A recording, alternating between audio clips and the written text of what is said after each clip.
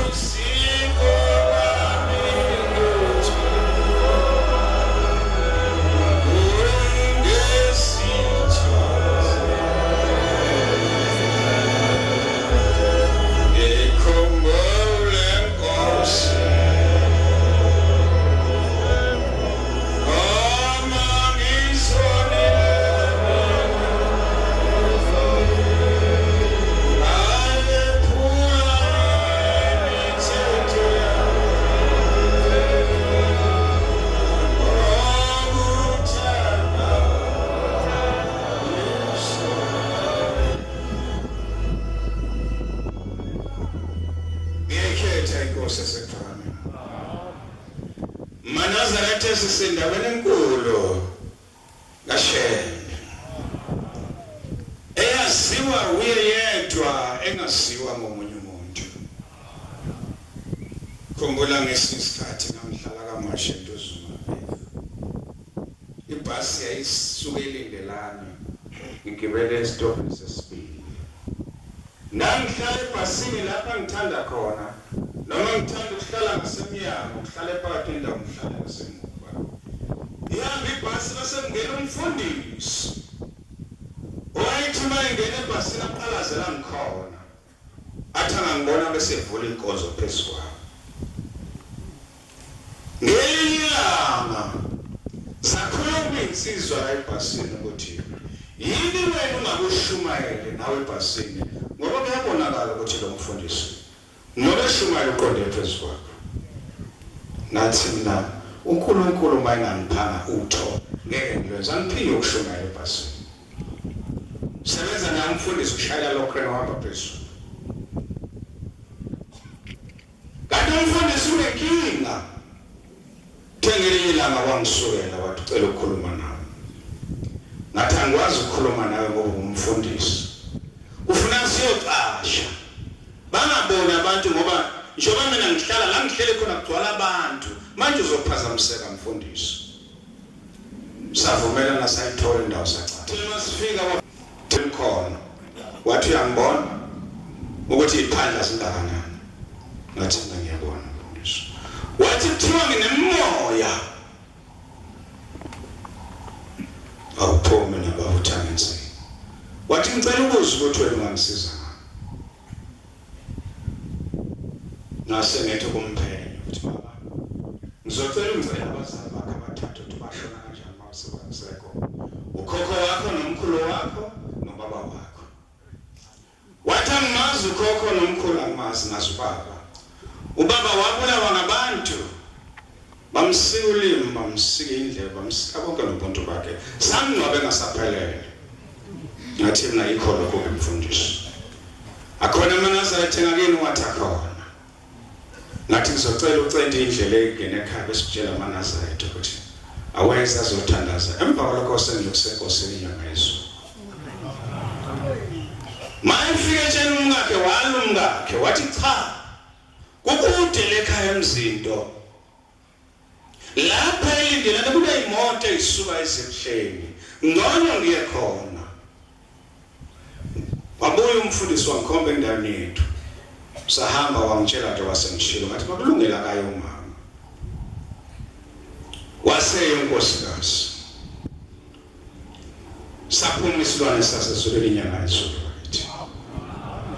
Phuma abantu badressile. Uthi le nkosikazi kwafika abantu bethola umuntu ngengubo ongasakwazi ukuhamba. Uthi yanikelisa yangamnaka inyanga yezulu uthi yathi seyibuya athi unani lo. Ithi bathi bethu abazathi ngikhuluma nani ngikhuluma nani wena sukuma wasukuma umuntu wami ngenyawo. Uma ifika le ndoda ifika unkosikazi wakasafake lutho enyaweni uhamba ngenyawo. Ithi yini indaba uhambe ngenyawo uthi unkosikazi hlala phansi kushela. Lento hlezi uyifunda wena. Mina ngiyibone ngamehlo lo muntu udlala ngawe akusiyo umuntu lekade ngithume kuye uNkulunkulu. Amen. Awu iyangibiza lensizwa siyanqabeni bayalwa manje abantu. Ngizwa ngebotho mina ngibizwa umkhupulangwenya. Angibizwa ngomkhulu mina ngishendane yakithi asiyo umkhulu mina. Umkhupulangwenya yathi wemkhupulangwenya lo mfundisi esohlala ngoba siyakudinga lapha thina. Athi mina khona ngisakalosi wathi hey wena baso alanda umfundisi nje wasengishilo cha baba. Sizohamba ke baba. Sekufanele manje uhambe uye kuNkulunkulu baba. MaNazaretha kodwa kubaleka kakhulu ukubekezela. MaNazaretha ukubekezela. Uyikholide. Ukuthula kuyikholide ukubekezela kuyisiva. Ngangithula lensizwa noma igila lemkhulu phezu kwami ngasho ngalwe nayo ngathi ukuthela futhi. Ithi mayisithandaza ngicimeze nje bekuphela. kodwa abantu bakukhathaza lokho. Yayisihamba lensizwa ke siya ngithi nami ukubuyisela izitho zikababa wakhe enkosini yaseBhakamani. Kodwa mangikhuluma ngendaba yokubekezela, yangena edokodweni lami ishaya ibheshi lonke iphelele ngoba ihola kahle, ithwele nomthwele ivune phela isiyinazaletha ayibonga Nkosi. Amen. Kathi ngishukumeza amaNazaretha. Bathi masebeyibona abantu eNazaretha. Yathukuthela insizwa yakwaZulu. Yathi sifuna ukubona lo shembe. Ophendule lo muntu okade emgxeka kangako shembe. MaNazaretha mawumuntu egxeka ushembe singadokutheki. Ngoba usukwenziwa yikungazi. Mayihamba insizwa yakwaZulu. Iyafika mayikhuphuka imoto kuthiwa isakhuphuka ngenyawo. Yahamba ngenyawo yaze yafika khona ngeSabatha. Nangesonto yabuyela futhi yahamba ngenyawo. Bayazika beke basebenze ishintshawo zigcwala kakhulu bonke abantu. Naye ifika isivimba sile shintshawo sithi bizalo umuntu osibela lonamanga. Angase ngibone umuntu onamanga ngabe emhlabeni. Wathiwa woza kuthiwa wena unamanga. Uthi ngibona ukuthi unamanga. Manje nangosuku wafika wangibuza uthi hey wena uliphathela iBhayibheli olifunda zonke izinto la ekhaya. Cha ilifunda ngoba liqinisa ngokukholwa. Wathi usitshela ngamanga. Tshela abantu ukuthi ushembe uNkulunkulu. Amen. Athi mina ngiyesaba. MaNazaretha silandela indaba enkulu. Amen. Sebenza nensizwa. Siyanjelo bisi. Vakanjelo bisi siyayibona imnandi. Thengelanga ngoba iNazaretha phakathi kwabantu babuza yonke imibuzo noma kwazi ukuyiphendula. Ngathi kuplangwenya hanjelo ubaba siyabanga nomfowethu sibanga ifa manje. Futhi lo mfowethu uRoma ngiyamazi uzongibulala impela. Awuzobulala. Yebo. Manje pho lapha kimi. Ngicela ukuthi ungisize. Hey uRoma lo muntu. Umuntu waNkulunkulu akukho mina nokusiza. Ngaphambili kokuya ukushembe uyobika lo daba lakho. Yahamba lo nsizwa yawubika inyanga yesonto. Ukuthi sibangifa kodwa lezi inkomo mfowethu waphuma ekhaya ngasala zathoma makusena zefala kababa. Kodwa manje sefuna ukuyithatha zona. Yambuthi yambuza inkosi athi ngesaba ngempela. Wathi baba ngesaba yathi ngeke akudubula. Hamba lensizwa ekhaya wayibona umfowabo ukuthi awunankhona. Walanda ikhalathi sethe ikhalathi lemdubulo. Lo muntu unenkinga yodwa akalesabi ixoxo ngomhlolo. Manje abona ixoxo nje ngawe nokuwa. Wasenga wathi wethubisi lathi ikhalathi selilungile. Lengathi lishaya ikhalathi ngenhlamvu waqhamula ixoxo wawaphansi wachitha kubisi. Yayidlula enhlamvu ishaya nje. Lathi ikhalathi sishombulela khokha. Wakhokha. Khuluma indaba kaShembe manje. Wabuya lo muntu. Hey, kulukhuni. Yini indaba? Kulukhuni kanjani? Hey, yazi ke ngavela inkinga nje. Yini? Yawisa ixoxo kwachitha kubisi yonke into. Ho. Uswazi ixoxo yini yona hayi nyalisaba ngixoxo. Baxabana umfoko nekhalathi. Wathi umfoko ngakhokhela ubaba. Lethi imali yakho nami lo muntu uyaphila. Ushembe uphendula inhlamvu iba ixoxo ngoba lo muntu usaba ixoxo.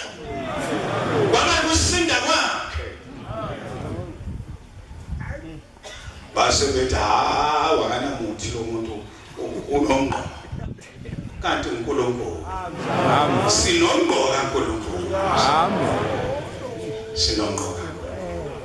Akukho ukucasha manje. Okwethu kufuna sazi ukuthi uShembe wasemandulo kusenguye namhlanje. Amen. uShembe wasemandulo nguye namhlanje. Amen. Mawubongekho ngolesithatha ubona ngalutho. Ake sifunde incwadi kaLuka 18 verse 35. Luka 18 verse 35.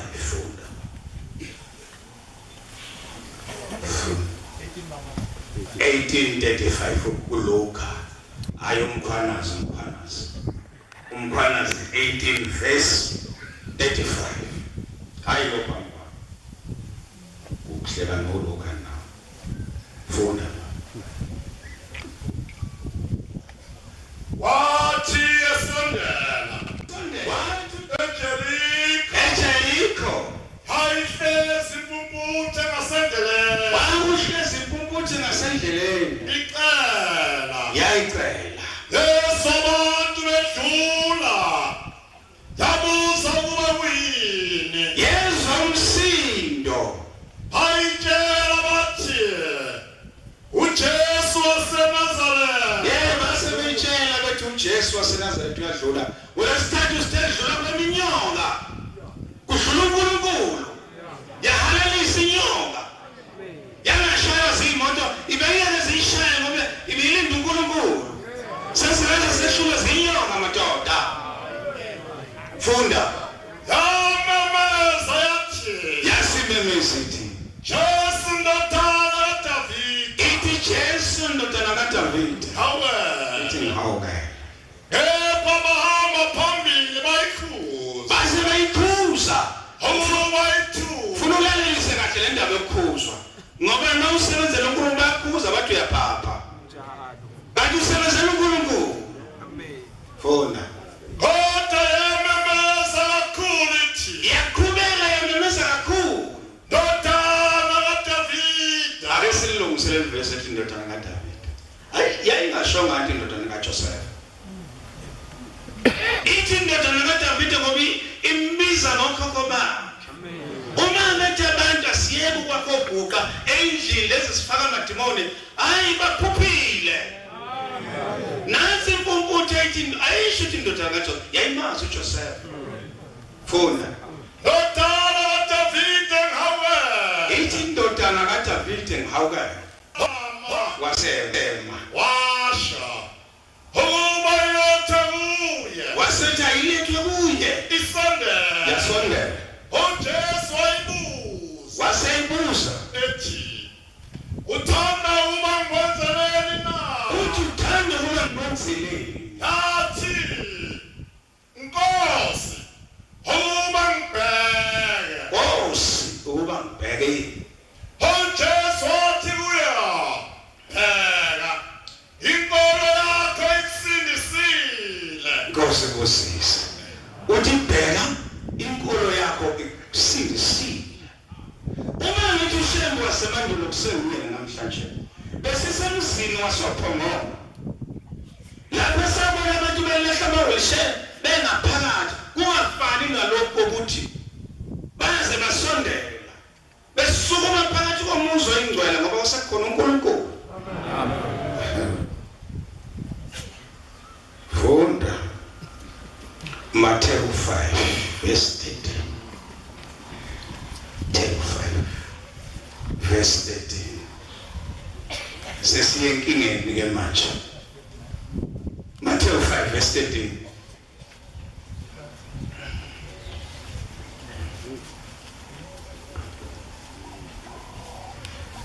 nina niusawoti weswe nansi inkinga Manazaretha njengoba siphuthele lapha siwusawuti wezwe kepha usawoti edumele kodwa mawusawuti udumele holiswa ngani uyoliswa ngani awusafanele lutho awufanele lutho awuphela ulahla phela kulashwa ngaphandle lokunyathelwa abantu kodwa nakalelizwi lokuthi uma kuyiNazaretha usawuti wezwe umuzi omkhulu unonga ngani izwe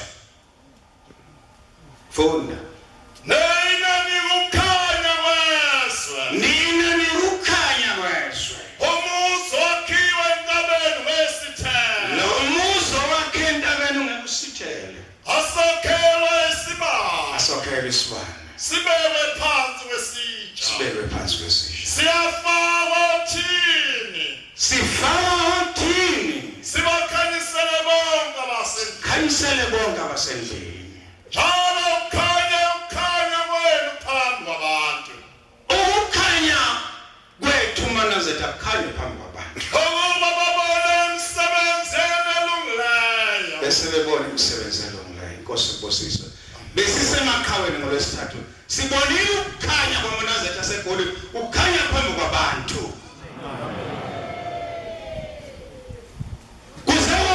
Zinyo mhlambe le nyo bisilandela nje lapha iyobona ukukhanya lokho kukhanya phambi kwabantu. Kodwa nakho kufanele ukwenze. Exodus 14 verse 14. Exodus 14 verse 14.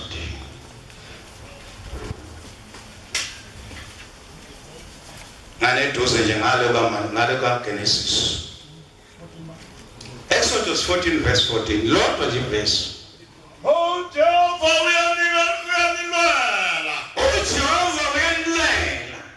Niyawuthula mina. Niyawuthula nini Nkosi ibusise. uJehova noma ngabe njani maNazaretha uJehova uyosilwela siyothula thina. Siyoyela uJehova ibonkosi.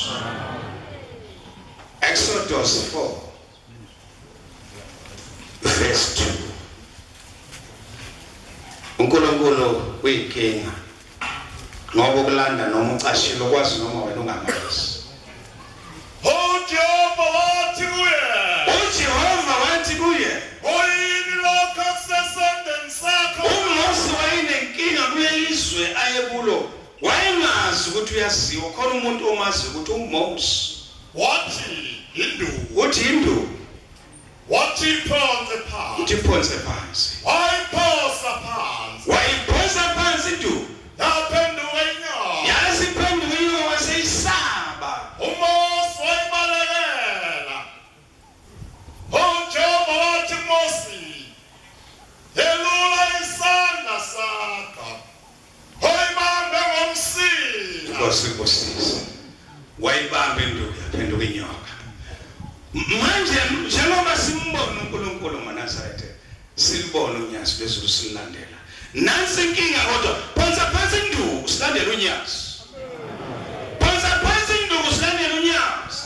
Phonsa phansi induku emndenini. Phonsa phansi induku komakhelwane. Phonsa phansi induku la esontweni. Ngoba manje masihamba na uphethe induku zosiphazamisa. Phonsa phansi induku. Nazaretha oyingcwele.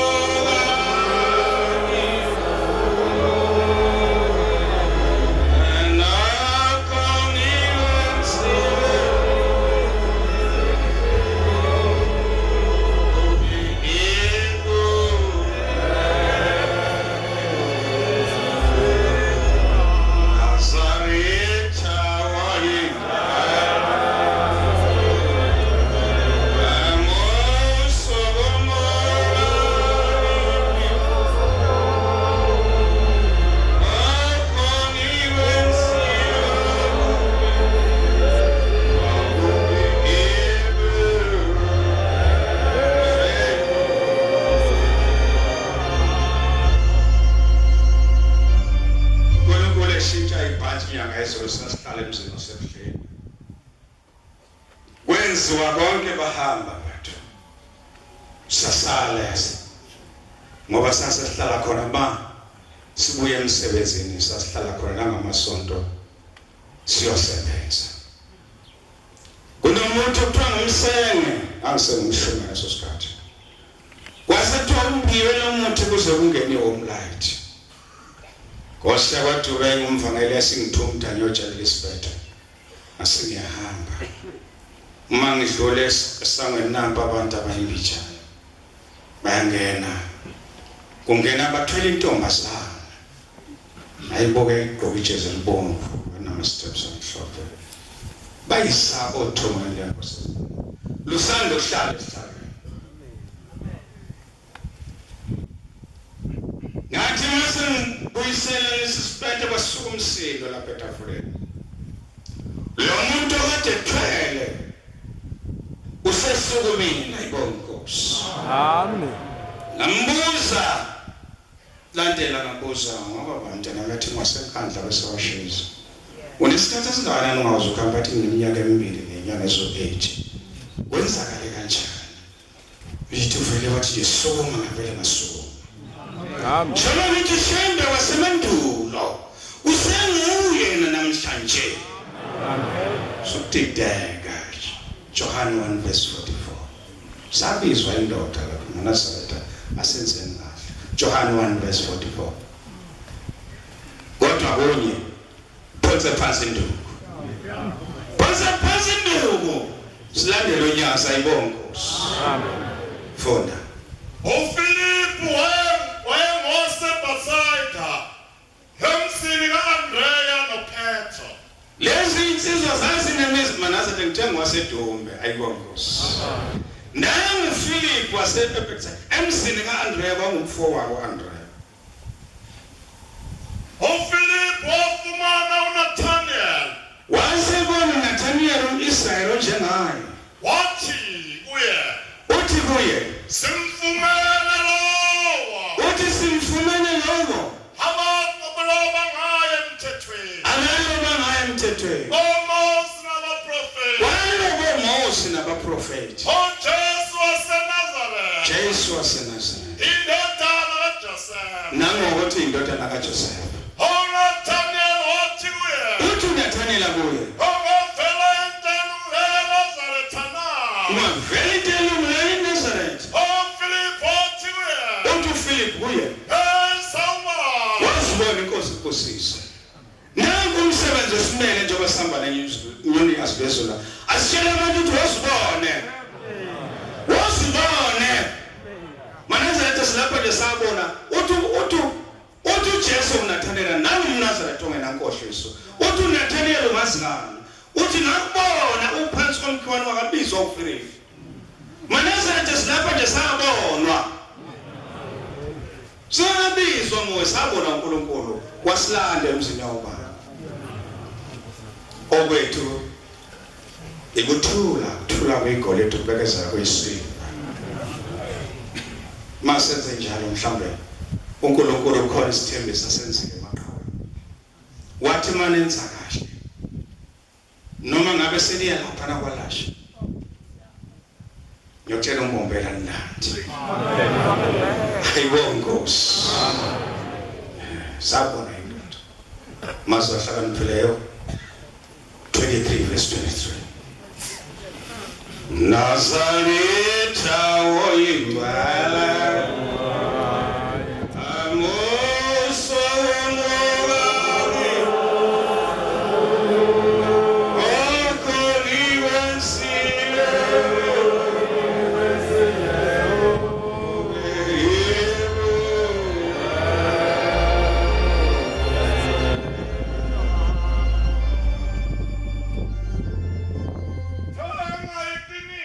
thenga iqiniso.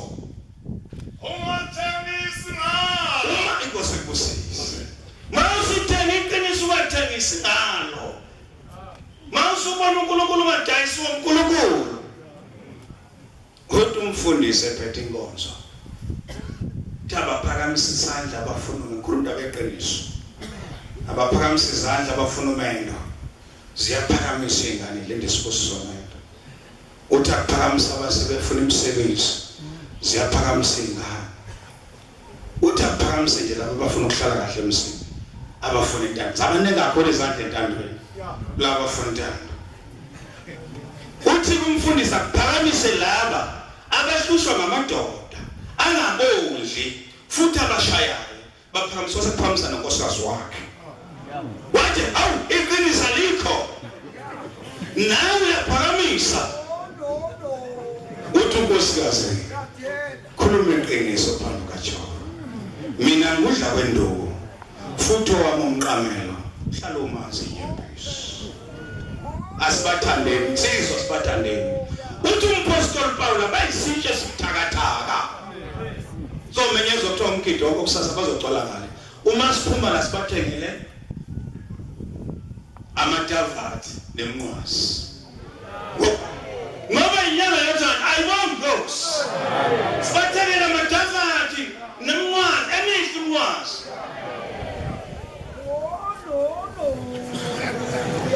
Tshela iqiniso wadayisinayo. Sinedlula abantu basemhlabeni bathini kodwa. Ziyasifundisa. Bathini? Angiyakho Nkosi Moses. Bathi varentep. Abantu basemhlabeni. Masiphuma lapha nje sithole ulwazi. Sizobabona umama bathekele umnqadi nabathi amahle. Hey labantu basiza. Basinele obaba omkhulu nemndeneni. Ongawuthenganga umnqwazi indaba yakhe. Angisuka umthetho kuyokwenzekani kuyo. Umnqwazi omuhle namadavathi. Ayibona Nkosi. Amen. Masiphuma nje la. Ngiyaxolisa bafundisi. Ngiyaxolisa mncane amen ngala. Ngiyaxolisa. Cela sinixolise. Ukukholwa kwethu.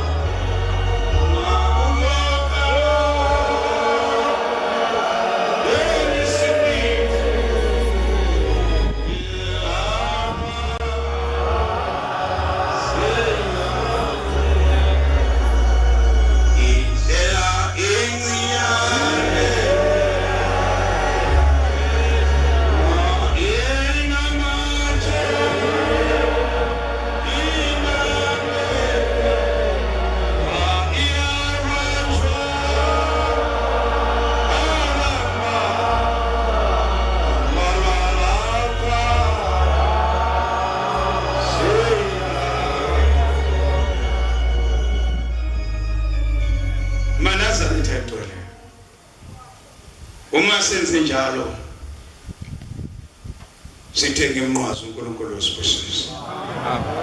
Uma indoda yakhumuzi ingenayo umama abakhuleka amadoda athi baba ngoba akukho mama athi ibule ndoda la ekhaya wendoda kodwa makukhona umama ifike indoda ithi baba njoba ngosimelana ithi khulekile mabotsho ekhaya bese ethi unkosikazi ayibingelele ubucela bese hayi ngicela umkhulu lapho hayi umkhulu hayi ngiyapholeka ingane sokuthi unkosikazi angibize ngomkhulu emganile ngeke uthenga ummazi umkhulu umdayisa amathambo yini hawu emsini kababa nasaletha uyingala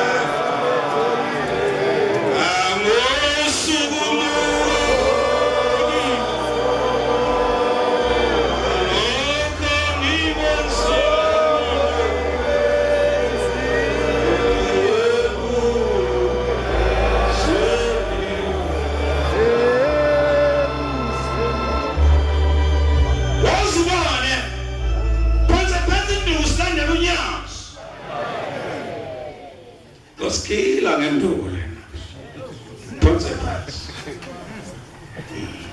thola kwegolide thola kwegolide bekezela kuyisiliva phala phansi mangiliswe izwi lakho awena ngenziwe